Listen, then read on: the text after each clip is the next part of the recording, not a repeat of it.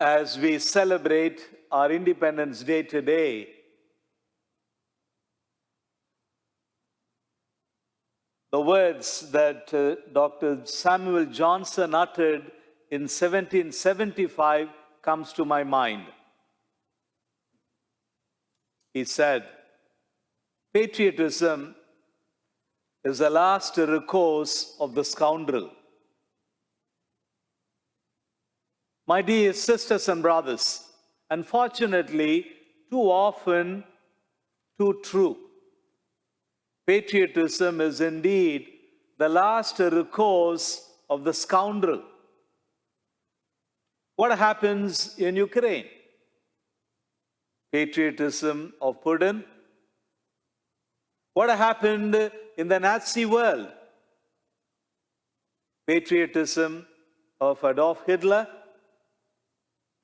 What happened during the Second World War or the First World War? Patriotism. Patriotism is indeed the last recourse for the scoundrel.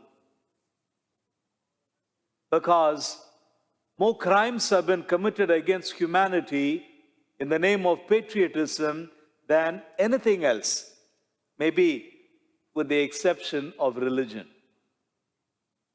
But on a weekend like this, I'm sure that Dr. Johnson would agree with me that patriotism does have its place, its importance, its relevance, and I dare say necessity.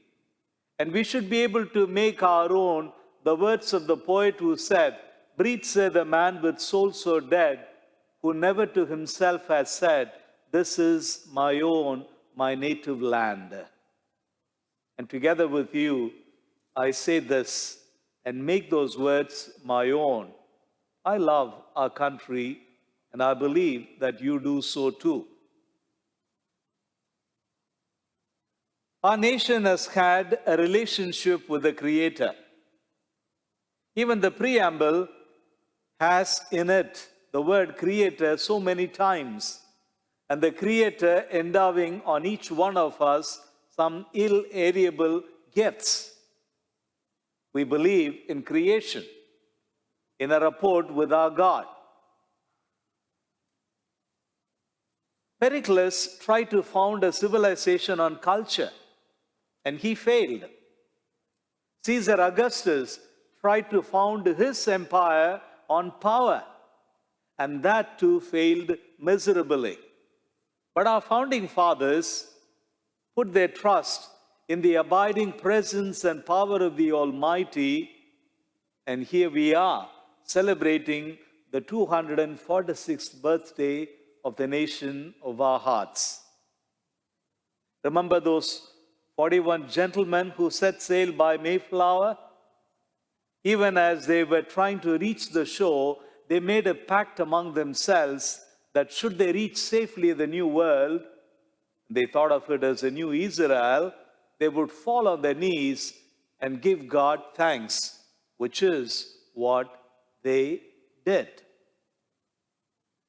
And eventually the colonies grew, 13 of them initially, if you remember your history.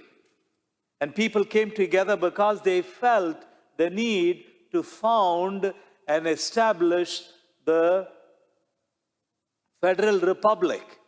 Discussions came about, and discussions turned to debates, and debates gave rise to disagreements, and men at the desk wanted to give up when Benjamin Franklin would invite them to fall on their knees and commit themselves to the divine providence of God who would guide them, which is what they did. And here we are. You remember the first coin that was printed with the image of Moses? And in the Pledge of Allegiance we sing, "One nation under God." And eventually the hymn, "God bless America."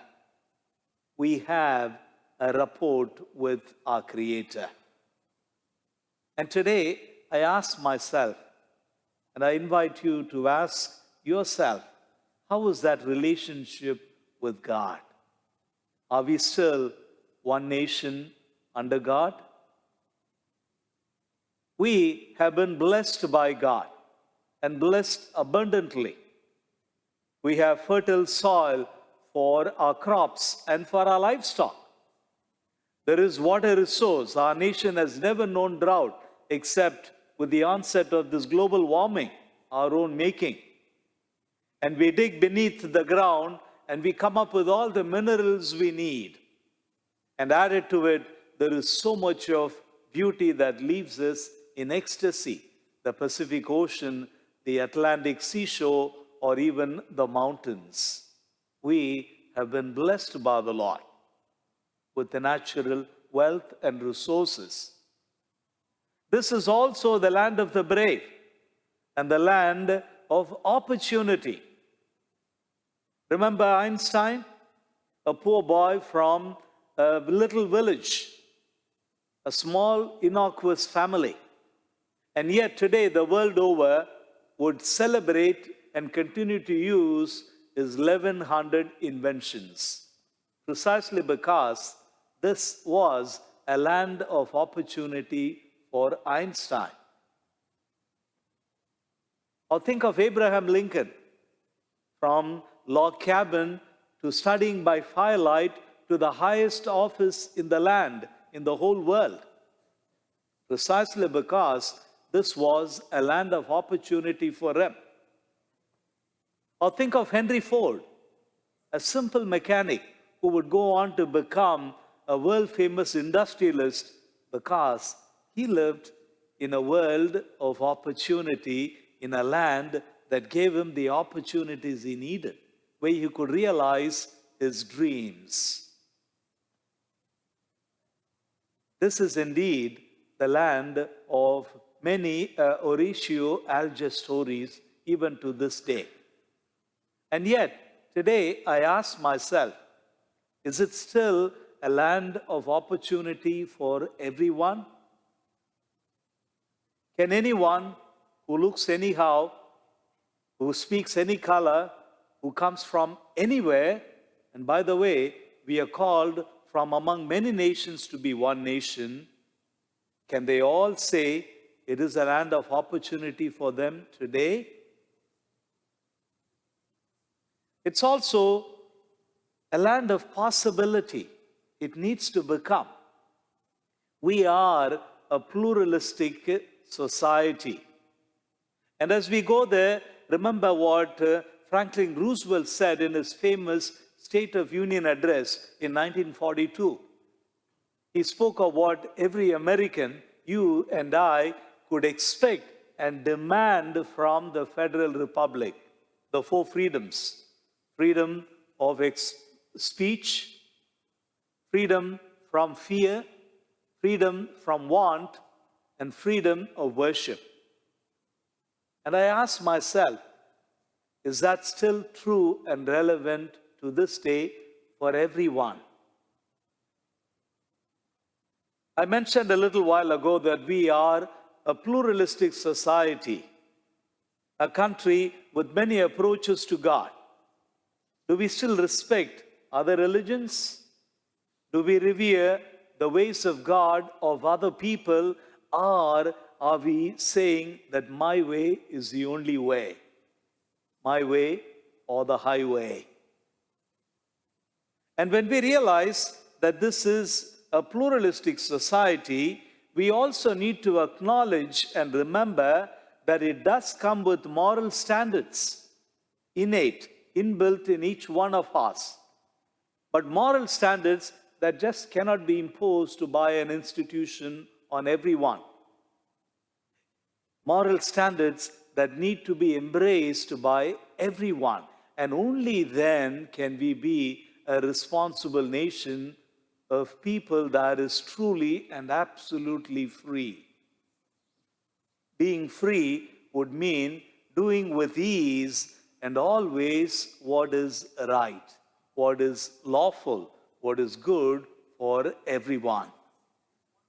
And so today, I ask you, as the Lord sends us out 2 by 2 into our neighborhood, into Walnut Creek, into our nation, We have a task to do, a job to complete, a mission to accomplish. We need to make the world, starting with our nation, a better place. You know, today we find ourselves as a nation so very divided. True, we are the United States of America. That's our name. Or is it only in name? We have so many challenges, so many obstacles to overcome, so many problems to solve. And I look at all of them as opportunities to grow, to reinvent ourselves, to transform ourselves into a healthy nation and continue to be that shining city built on a hilltop. And that is possible when we are one nation under God. It doesn't matter whatever God, because our founding fathers thought of the separation of church and state because they knew the implication of one church exercising ultimate authority over one nation. What happens? Persecution, torture, cells, prison life, death, gallows. And that is why they fled from there and came here and thought of that invention, separation of church and state. And that does not in any way mean forget about church or forget about religion or faith.